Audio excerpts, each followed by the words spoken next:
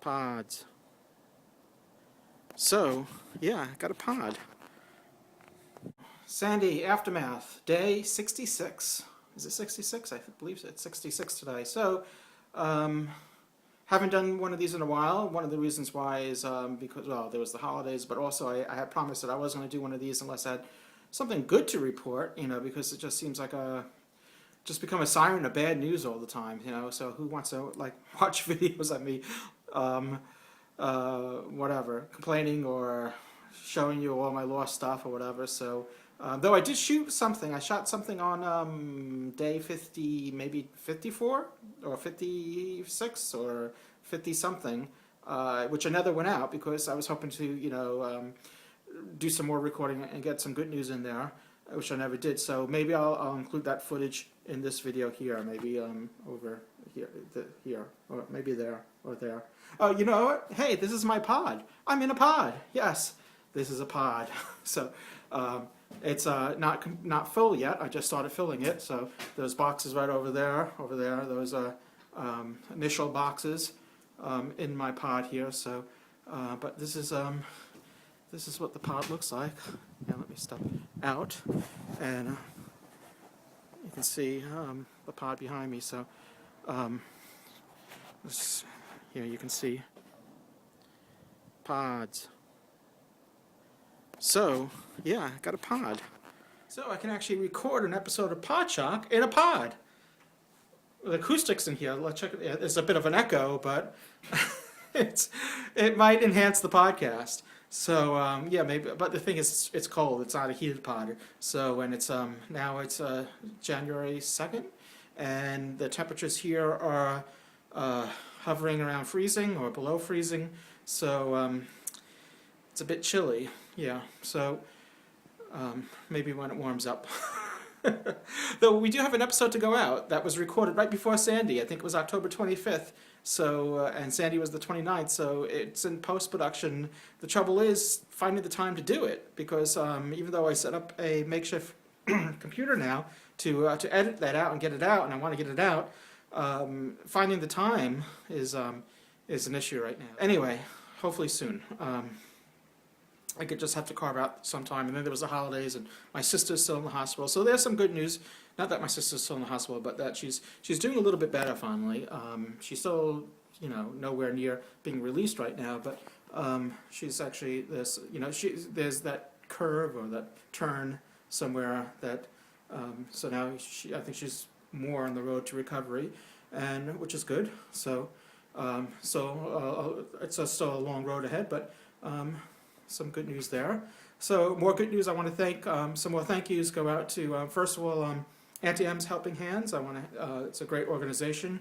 They're helping victims of Hurricane Sandy. So they gave a little help my way. So I want to thank Auntie M's Helping Hands. Also Holly, and again, when I mention these names, I just mentioning first names because I haven't asked prior if I'd use their full name. So. But you know who you are. If you want, I can re-thank everyone with their full names. I just wasn't sure, without asking first about doing that. So, I found. I wanted to show you this video. You know what? Maybe I'll save that for another video, because this is probably going to get long, because I'm going to include the Amiga stuff that the computer that I found the other day. I'm not sure how long that is, but I wanted to make a mention about. Jerry Anderson passing. He's the producer of Space 1999, UFO, Thunderbirds, a whole bunch of other shows. If you follow Hitchhiker's Guide to British Sci-Fi, another podcast that I do, we have spoken about Jerry Anderson and his other series as well. So I want to do a tribute on that show. But I found a Space 1999. Well, I knew I had it. It was in storage, and unfortunately, it did get hit with the flood water, but I think it's salvageable. The box, I had the original box, and unfortunately I'm going to have to toss the box because that soaked up the water, but it's even though it's dry now. But I'll do another video of that, unless I can include it in this one. Sandy Aftermath Day 56. a couple days before Christmas, Christmas Eve or Christmas Eve. Happy holidays for those that are celebrating. I don't know, I'm not really celebrating it this year. I'm kind of skipping it over this year. Still, to this day, still finding destroyed stuff, whatever. So this is an Amiga 500. Yeah, Amiga, I mean, as a tech head, you know, I lost a lot of classic computers, and including a Mac. Some of the Atari computers, the transformers, the power supplies, those bricks. Back then, they were big bricks. They were all on the floor, plugged in. Or even if the power strip wasn't plugged in to the wall, they were still on the floor. They still got drenched. So if I wanted to turn them on, I can't. There's an Atari ST. Oh, the TT. The Atari TT was destroyed. That got waterlogged, and now there's an Amiga as well. There it is. Even though I had it boxed up in storage, wrapped up and all that, water still got in there. You can see the rust or whatever that's in there. Look, there's some of the water. I don't know if you can see that black there. That's actually some of the sewage water still in there. This is the box. It was expanded memory. I forget how much total I had in there. You know, I wasn't using it at the time, but I still, you know, this was all, you know, what I cut my teeth on was on Atari and Amiga computers and back in the day.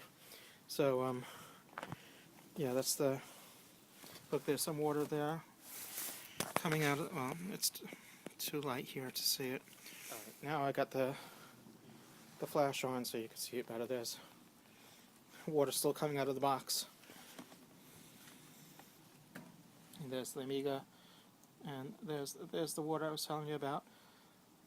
56 days post Sandy, and I still got water that I'm taking out. 56 days. Oh well, it was fun while it lasted. This Mac here, this got water. This was unfortunately on the floor.